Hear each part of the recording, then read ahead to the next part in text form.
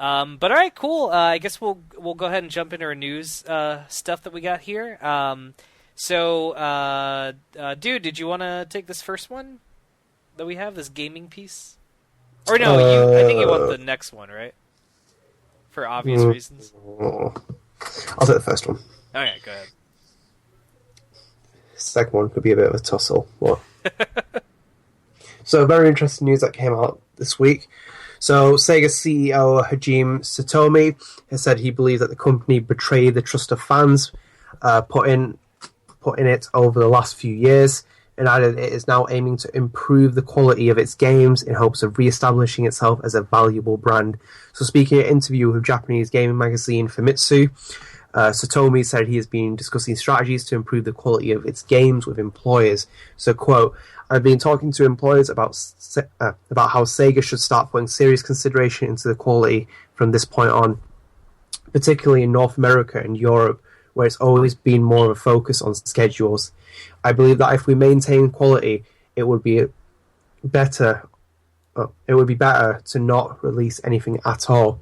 So continuing, Satomi said he feels that the company did its best to build strong connections with fans of Sega, but admitted that the games it released may have betrayed their faith. So, quote again, we did our best to build relationships of mutual trust with older fans of Sega, but looking back, there have been some titles that have partially betrayed that trust in the past 10 years.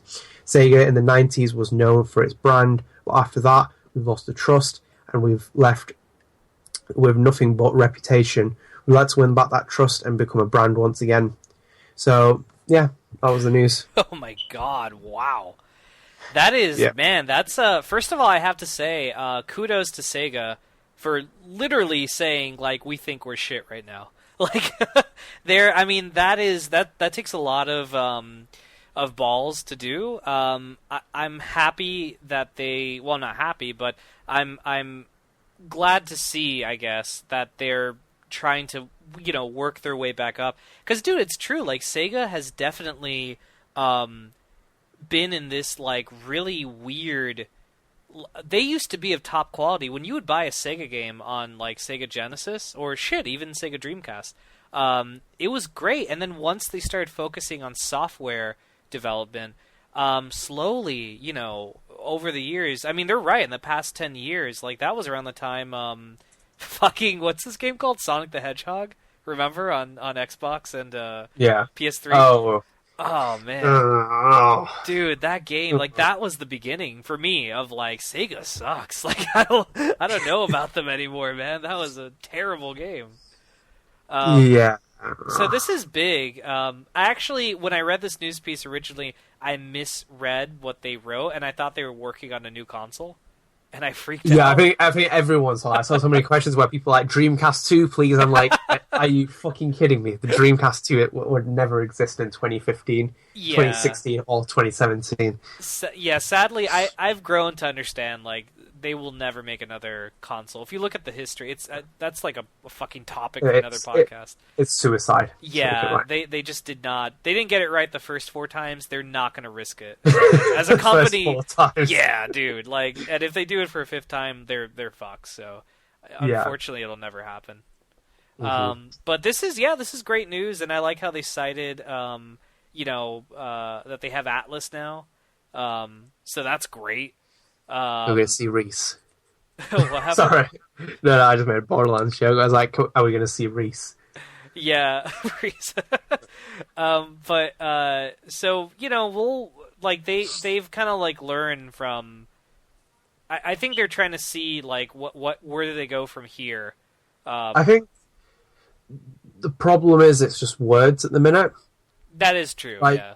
Like, Capcom could say it, and also EA...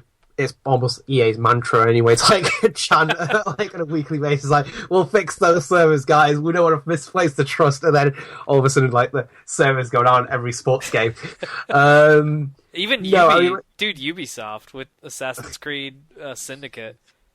They were literally like, we're sorry. And the game looks exactly like Unity. Have you ever seen the South Park sketch that they did, where they do the sorry thing with, was it BP? No, I don't. They basically mock the VP. Is it Tim something? Oh, what's he called now? Tony Hayward, the president of BP at that time. They make like a mock video where he starts apologizing, like, we're sorry. He's like, sorry. He's just like doing like random things at the same time, like petting an animal or something. There's even a great one where he does it the last time and he changes the name from BP to DP. It's just like, okay. But yeah, there's only so much they can do. But the problem is that Sega hasn't been innovative or relevant for the last 10 years. Yeah. How can make that claim? I just haven't been relevant. Same with Nintendo. Nintendo is slowly dwindling away their support. Like, they aren't relevant to me anymore. I was growing up with Nintendo games. I was playing Mario's. I was playing the Donkey Kongs and all those kind of games. Now they just don't appeal to me. I mean, I'm at the point, man, where I think the last game that Sega made that I liked was Sonic Generations, which that game was great. But the irony in that is that game is literally just like remastered levels of old Sonic games of when they were good. Yeah, pretty much. But I mean, Sonic's not relevant at all anymore. Like he was a '90s thing completely. Sonic. I mean, I think they just need to. I agree with that. I think there hasn't been a solid Sonic title for that was an original idea in quite some time. But I think there's still hope. I just think they need to, like, I don't know, I would say give it to a different developer, but that's what Sonic Boom was. And that game was terrible. So I don't know, man. Took the wind right out of you, didn't it? Yeah, it makes you like think like raise your hands in the air, like, oh shucks, I don't know what the hell to do. Yeah. Yeah, there are like a million problems Sega needs to deal. But the thing is, a lot of these kind of companies, Capcom, Sega, etc., they're in financial worries right now. Probably one of the best decisions for Sega if they wanted to kind of get faith back is to become a first-party studio under Sony. It'd be a huge move. Yeah. It'd be great for finances. You have Sony at the helm of like their projects, a big publisher taking control. Because they're not quality checking their games. That's the problem. Because no one will report out Sonic Boom. Yeah. Unless you're Warner Bros. But they like putting out broken games. I mean, that I think would have to be like their last ditch effort. Yeah, because like if you look at it, okay, so like the Dreamcast was Sega's final call at trying to do like a console that worked and was successful. And it was a great console, but it just didn't get the amount of success they wanted. So then they ended up doing they became software manufacturers. So to me, this would be the end of their software, like third-party developer like title. If they fuck up that hardcore, then yeah, they would have to obviously sell themselves to someone or something like that to I think they will head down that direction. Capcom is just kind of like lingering slowly in that space right now.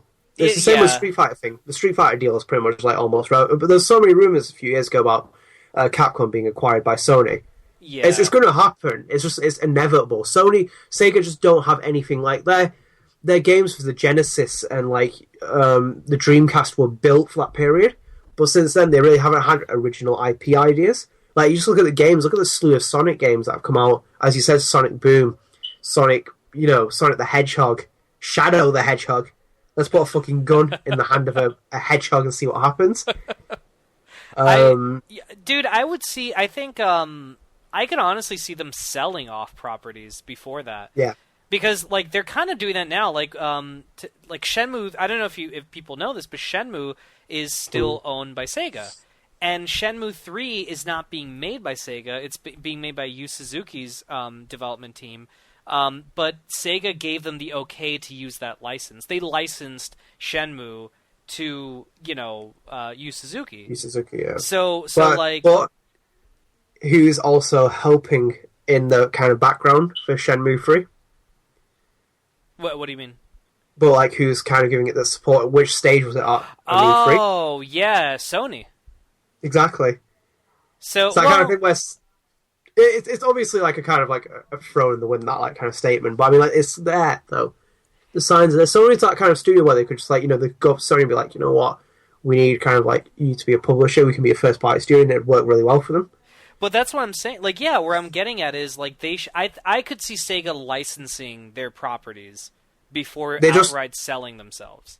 Yeah, they're just not licensing in the right direction though. I'd go up Yeah. to Sony and be like, I want to license off Sonic to one of your studios. Do you have anything in mind? Oh. And Sony would be like, yeah, we could like give it to one of these studios here. Dude, I think Sonic should be licensed to Nintendo. Nintendo Yeah. would make a badass Sonic. I mean, that's the one thing no one ever complains about is Nintendo's Mario games. Like, those games are fucking awesome. I thought a couple of years ago that Sega were going to get acquired by Nintendo. I thought that was something else that was going to happen. Do you want they did the kind of crossovers like Sonic Mario Olympics? Yeah, which what a shit, man. That's the crossover game. Fuck. Like, really? It's like it diminishes the '90s dream of what every kind of guy had. Well, what I'm saying is, I think that would be the right move. Is Sega licensing out things to different developers, because that way they could become relevant again in the eyes of people. Like, they can publish the games or if the other people want to publish them, that's fine. Like, I mean, that's what's happening with Shenmue. Shenmue's like the weirdest thing, by the way, because Sony is helping with the publishing, but Sega is still licensing it. So literally, they're just like, yeah, go ahead and use our property. We're just gonna sit here and maybe get some of the profits. That's it.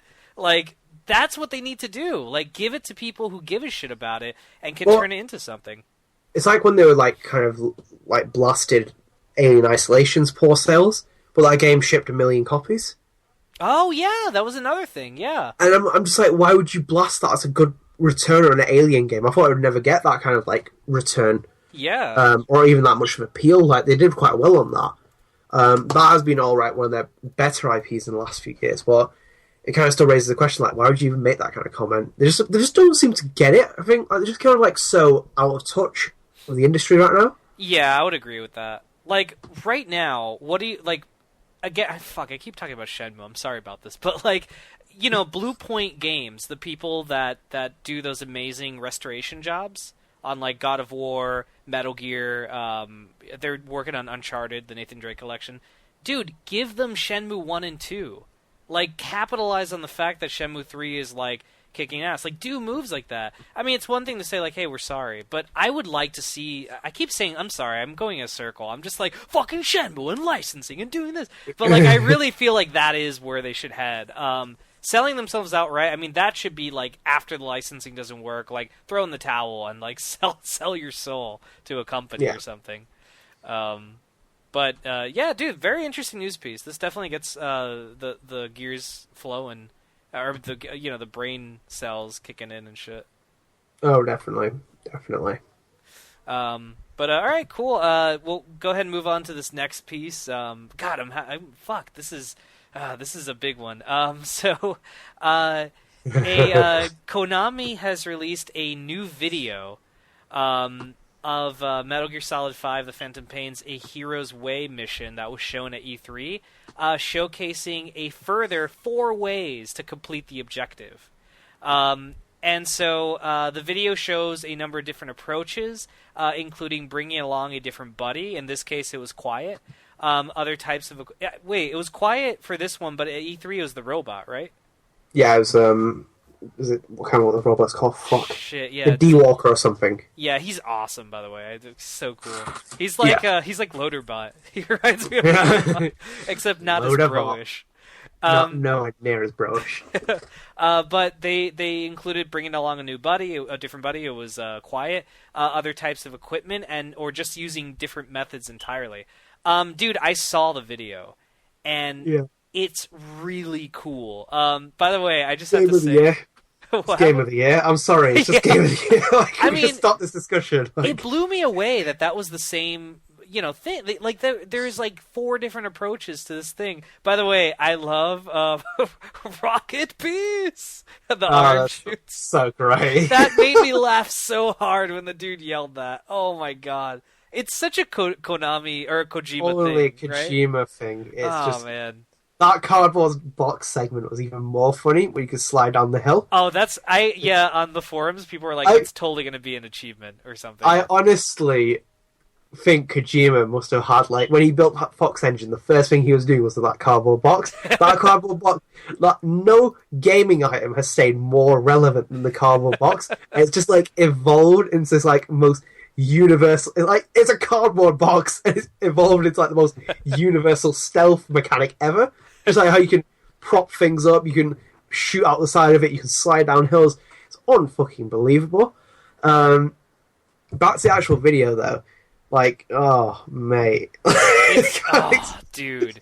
It's just like, the game right now. The definition of salivation doesn't really quite... Like, I so want to play that. Did I tell you? I didn't mention on a podcast. I told Adnan the other day I had a dream that I owned the Phantom Pain and I was playing it and I was super happy. And then when I woke up from my dream, I had that excitement of, oh man, I'm going to go play Metal Gear. And then the daunting realization I don't own the game kicked in. And I got so fucking sad. So, like, this demo just, I don't know if this was what made that dream happen. I can't remember right now. But, yeah, man, this game just, like, what was your favorite method? The one that impressed you the most?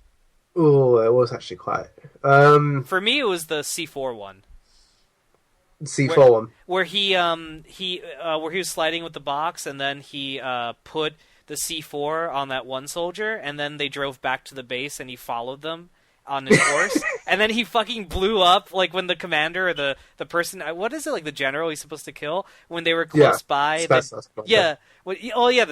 dude, yeah. When he was close by to the person I had put a C4 on, the dude, Snake, pressed the button and blew it up, and they all fucking died, and then everyone's like, what the fuck's going on? It was so fucking cool that you could do that, like...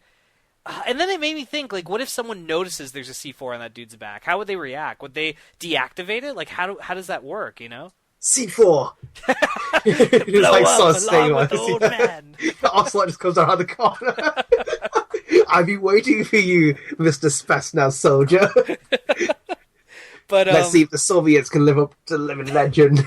But that was my most impressive one. Like, that was good. Yeah, I think the cardboard box kind of, like, caught me off guard. I think one of the nitpicky things I had to have was when Kiefer's on this horse, and he does the same grunt. Oh, yeah. I'm just like, can you change the grunt? Like, it's so weird. I was like, it was really weird. That's just nitpicking, but... that'll be the microtransactions. Oh, yeah. You can pay for Kiefer's grunt 2 or something. Oh, to God, no. I did like Quiet being a scout. Yeah. That was really cool. Like, where she just runs off and she's like, shh, shh, like, and I love when she keeps humming down the mic. Oh, yeah. It's an interesting way. Yeah, like, I think that's a very interesting way of keeping her, obviously, her character quiet. But still, like, from a gameplay point of view, like, it helps you, like, know when to do things, when to activate things. It's a cool approach, instead of being like, Snake, I'm here, you know, or something like that, you know? Oh, I love the part where you throw the sleep grenade, and she shoots it. Oh, it lands inside a crowd of people. Like, what the hell? Like, this is amazing. Yeah, I love that part, though. I love how she's, like, kind of a scout, and she can, like, move around. One of my favourite ones where you dress up like a juggernaut. And you just go guns blazing. That was really kind of special. But I like how he kind of, like, touched on the fact that you can't do that just, you know, straight off the bat, and you know, there's, like, huge consequences to weighing, like, the response team. You have to get in there, you need to know where they are, you have to have loads of intel for the mission. The sniping one was quite interesting as well. I didn't realise that they could actually do something like that. Yeah. The long distance sniping thing, like, spot, like, you kind of moves around. It's very much like, there's so many different playstyles. It's like variations from Mortal Kombat, like, just to fit every playstyle for each person. Mm-hmm. I just think it's so immersive and so, like, deep and mechanically built, and, like, oh, I want that game now.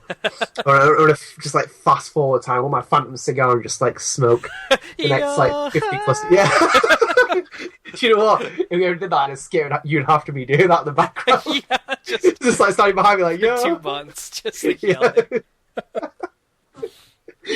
Dude, but that's the beauty of it, man. It's less than 2 months away. That's so cool, man.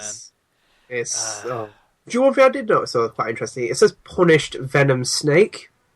Yeah. In the credit thing, I was like, I I guess Was that's it, like all the fucking names that they've like. He's like, oh, it's Big Boss. Now it's Venom Snake. Now it's was Punish it Snake. Benedict Cars Miller or something? Kazooie Miller. Yeah, that was his name McDonald Miller. Like, what the fuck happened? Like, maybe that's the twist ending. It's actually Kaz's son. That new Snake.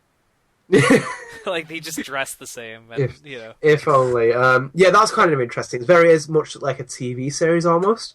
Yeah. I remember him talking about this a few years ago. Like it's more of a TV kind of like style, and it very much is like the credits rolling and kind of like the episode. Very very weird. Really detracts from Metal Gear. It does, but I like it too because yeah, it's not bad. I think it's good, especially with what kind of like it's a sandbox game now. Yeah, because the game, like, that was one thing I was really worried about Phantom Pain, is that the game was going to be too complicated for me, and that it was just going to go over my head, like, the number of things you could do. But I like how structured everything is. Like, it's like, okay, if you select this episode, this is your mission.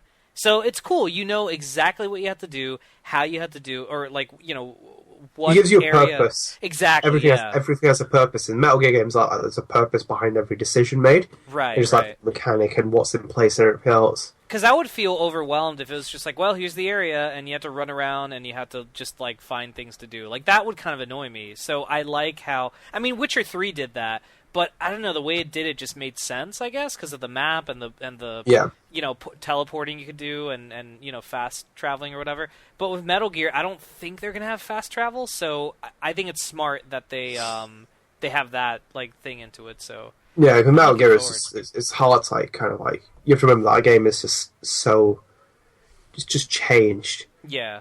So much like everything about it. But one of the other things I did love is Snake at the end, where he looks like Solid Snake. Oh, Big Boss looks like Solid Snake. The mullet and the bandana are back, man. Oh, I love that bandana. I love it. I love the fact that he doesn't have the bandana as well. He has the mullet. Yeah. That mullet and the ponytail at the end, I'm just like, that's so cool. I wish I could do that. And get away with it. I do love the fact that the bandana's back. It's just like one of those things where you see a Solid Snake and you just say, like, bandana. It's like, oh. It's cool I hope yeah? It's infinite ammo. Oh, he's just like, Kaz, it's cool. Infinite ammo. Yeah. I love that. Like, that's one of my favourite lines from MGS2 where he's like, infinite ammo. But I do like that approach that you could customize Snake's look. Honestly, I'll probably be circling through them all. So like sometimes I'll be ponytailed Snake, sometimes mullet and bandana. We're not going to hear from each other, are we? We're not going to get a Game of Headline Show episode like 3 weeks or something. We're just going to like re-emerge like 4 weeks later with a spoiler cast. Like, holy, that spoiler cast, I warn people, is going to be fucking intense. Yeah, it's going to be thorough. If that's one thing. Come this September, yeah, we're gonna. I mean, and I bet you anything, we're not even gonna have to scratch the surface at the time that we do it. So, well, I'm definitely giving some room. If we have to push it back, I will push it back just to get that kind of space because it's like it's Metal Gear. It's the finale of spoiler casts. The season finale. Yeah, even though we will carry on, but yeah, it's a great demo though. I really recommend people to check it out. 40 minutes. It's so. Yeah. Like, if that doesn't sell you a Metal Gear, then I'm not sure what's going to sell you. Maybe a chicken hat or I saw the one that was in Japanese. It's in English now, right?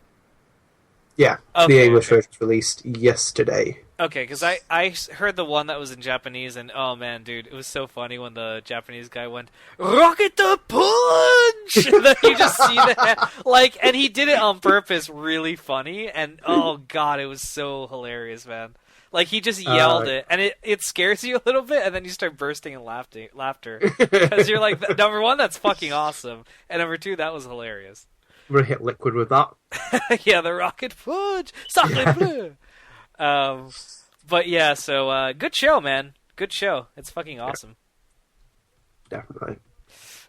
But okay, so I guess that's it for gaming, guys. But as always, we have our entertainment side, our other side of the coin. So, dude, would you mind if I took this first piece? Go ahead. Okay, this is hilarious. Well, wait, actually, no, dude, I'll take the second one if that's cool.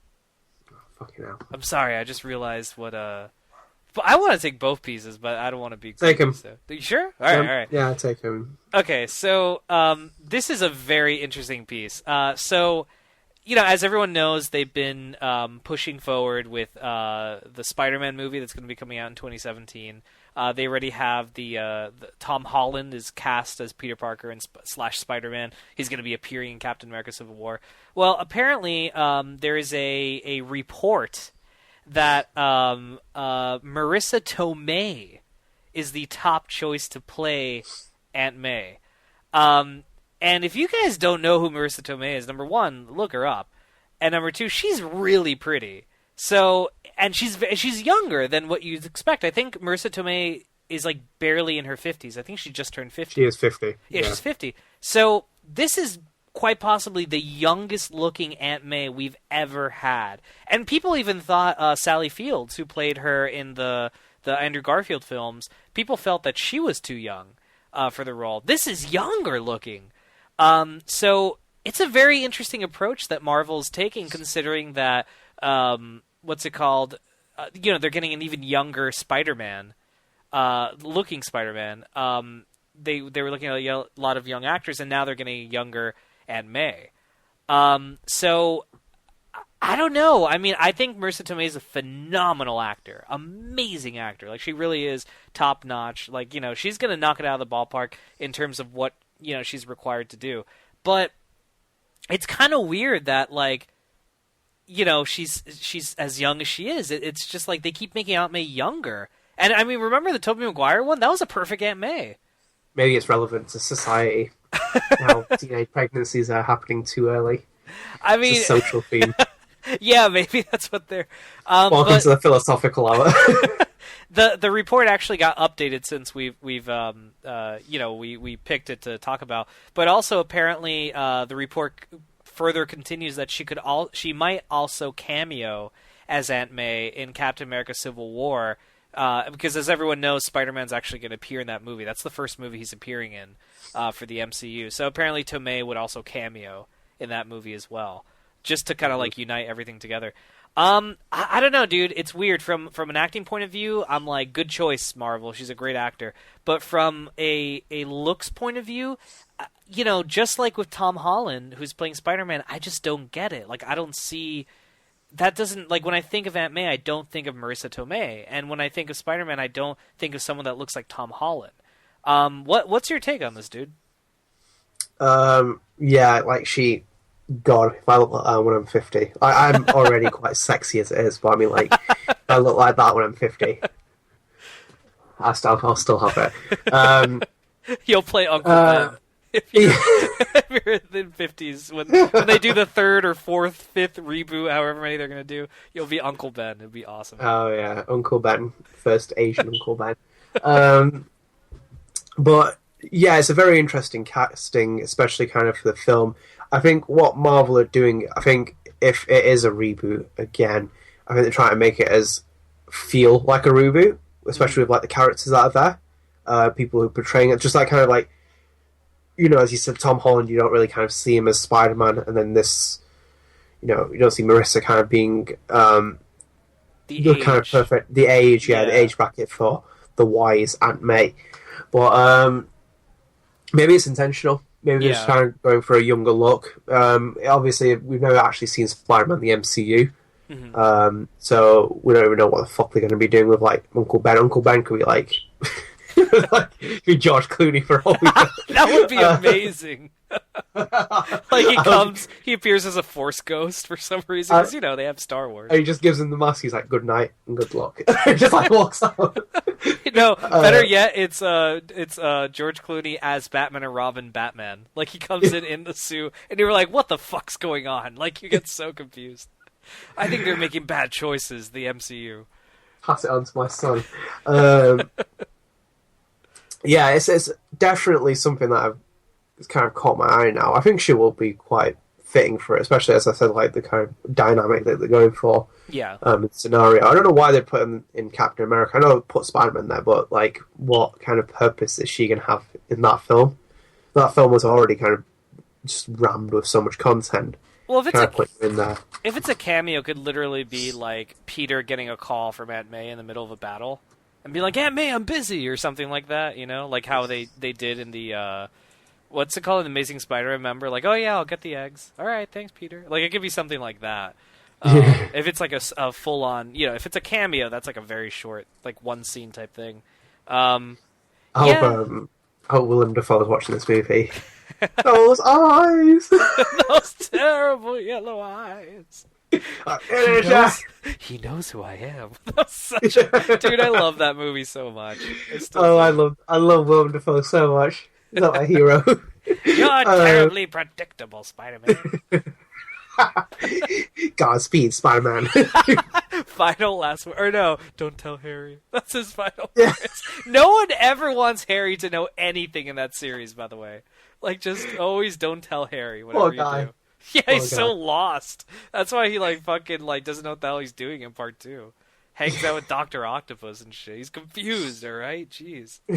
But I agree with you, dude. I think if they're casting Marissa Tomei, if they're casting such a young-looking Aunt May, there has to be a reason for it. Yeah, I guess we'll. I mean, I told you off podcast. There have been many times that I've been like, I don't know about that in terms of casting, but not once have I ever said, man, they fucked up with this casting. This is a horrible actor for this role. I've never thought that way with any of the Marvel Cinematic Universe films. It still hasn't happened. So, yeah, maybe, the streak will continue with Tomei. We'll have to, our famous mantra, we'll have to wait and see. Well, all right, I guess we'll jump into our last piece here. So this is pretty big news, and it came out of fucking nowhere. So Lucasfilm and Disney have announced a couple of things. They've announced the next Star Wars anthology film is going to be, the new anthology film that's starting with Rogue One in 2016. They announced what the second one is going to be that's releasing in 2018. They announced who's going to direct it, who's going to write it, and what it's going to be about. So the new Star Wars anthology film is going to be about a young Han Solo, and it's going to be directed by the two directors that made the Lego movie, Phil Lord and Chris Miller. And basically what they've got, this is a quote from the directors, they said, "This is the first film we've worked on that seems like a good idea to begin with. We promise to take risks to give the audience a fresh experience, and we pledge ourselves to be faithful stewards of these characters who mean so much to us. This is a dream come true for us, and not the kind of dream where you're late for work and all your clothes are made of pudding, but the kind of dream where you get to make a film with some of the greatest characters ever in a film franchise you've loved since before you can remember having dreams at all." And then furthermore, the script for the Han Solo movie is going to be written by Lawrence Kasdan and John Kasdan. So for those who don't know, Lawrence Kasdan was the writer of The Empire Strikes Back, Raiders of the Lost Ark, Return of the Jedi, and he co-wrote Jedi with Lucas, and he also co-wrote The Force Awakens with J.J. Abrams. So he's going to be co-writing the young Han Solo movie with his son, John Kasdan. And they promise that the story will focus on how a young Han Solo became the smuggler, thief, and scoundrel whom Luke Skywalker and Obi-Wan Kenobi first encounter in the cantina at Mos Eisley. And then last but not least, the movie is stated to come out May 25th, 2018. So it'll be a year after the May 2017 release date of Episode 8. Dude, I'm psyched for this. I think this is such a cool idea. Getting to see, how Han became the pirate that we all know and love from the original movies. What's your take on this news, man? Yeah, I'm not. I'm not taking hugely into it as you did, but I think it's a cool idea. I expected this to be kind of one of the film ideas that are going to float around for the anthology Star Wars movie that they're doing. Yeah. I wonder if Harrison's going to be involved with it. I don't think so, because I'm pretty sure, and this is not a spoiler, I legitimately don't know what's happening in The Force Awakens, I wish, but I have a feeling that his character's going to die in Episode 7. I don't think he's going to stick around for Episode 8 and 9. I don't think Harrison Ford wants to do that. I do think that what's it called? That we will get a younger actor to play him, definitely, because this is a long before episode 8. The real question is who the hell is going to play. Who the hell can step into those shoes and play a young Harrison Ford? That's a big, thing. I mean, they're talking about Chris Pratt being young Indy. I don't know if he would necessarily want to be young Han Solo. I know there's an actor. His name is Anthony Gruber. He's not a very, he's not well known amongst most people. He was in The Age of Adeline, that new movie with Blake Lively, I think is her name, and that movie stars a young. It has a young Harrison Ford in the movie, and I'm sorry, it has Harrison Ford, but there's a character playing a younger version of Harrison Ford, and that actor is this person Anthony Gruber, and I think Gruber I think is his name. I can't remember right now. And he seems like a good choice. I mean, he can do a pretty good impersonation of Harrison Ford, and he looks just like him. But I don't know. I guess we'll see. What they choose with that. But that's definitely pretty cool news. At least with what they're that they're going to be making that movie. I mean, hell, I'm excited for it. Yeah, definitely. Definitely. I think it's. I hope Jabba the Hutt's in it. If that's salvation for it. Yeah, we were saying that would it be awesome to explain that scene while he's trying to rob his ship. Yeah, like they have the prequel. Whip nickel. What is it? Nipple wick Wookie pinch. Nipple whip. You got it off my head. Nah, Wookie nipple pinchy. That's a Family Guy reference, but that would be so great. That would be really cool. I think that the entire idea is cool. I think that they just need the right casting now. Big shoes to fill for Harrison.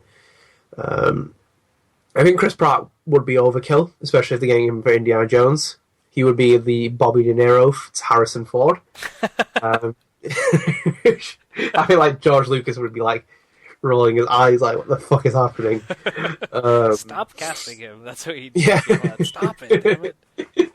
I don't want Harrison Ford to be in every movie. He's becoming the new Bobby De Niro. We have to stop this somehow. Such a great line. I love that line so much. I don't want to be my Bobby De Niro.